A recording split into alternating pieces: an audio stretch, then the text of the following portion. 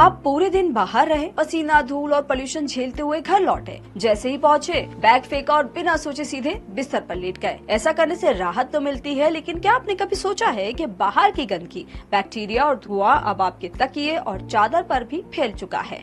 यानी आपकी छोटी सी आदत आपके बेड और हेल्थ दोनों के लिए खतरा बन सकती है।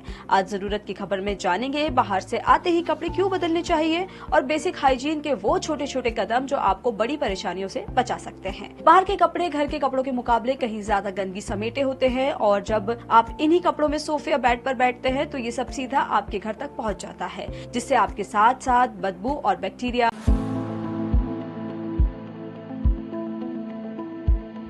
राहुल ने यूपीएससी की तैयारी में सब कुछ झोंक दिया, लेकिन नतीजा उसकी उम्मीदों के खिलाफ रहा। वो अब 33 साल का है, एक कॉल सेंटर में 20,000 रुपए की नौकरी कर रहा है और घर पर हर बार उसे तुलना सुननी पड़ती है। सब क्लास 1 ऑफिसर है तो क्यों नहीं। ऐसी कंडीशन से कई लोग गुजरते हैं। ऐसे में आज मेंटल हेल्थ में जानेंगे, जब करियर में असफलता और परिवार की तुलना आपको तोड़ने लगे तब खुद की मदद कैसे करें। सोल्यूशन के लिए सबसे पहले प्रॉब्लम को समझना जरूरी है, जिसे लेकर जब हमने यूके के कंसल्टेंट साइकेट्रिस्ट डॉक्टर ध्रुव शर्मा से बात की तो उन्होंने बताया, मैं आपकी मनस्थिति समझ सकता हूँ। जब घर वाले बार बार आलोचना करें, तुलना करें और नेगेटिव बातें बोलें तो इससे हमारी मनस्थिति पे, हमारी मेंटल हेल्थ पे एक नेगेटिव असर पड़ता है।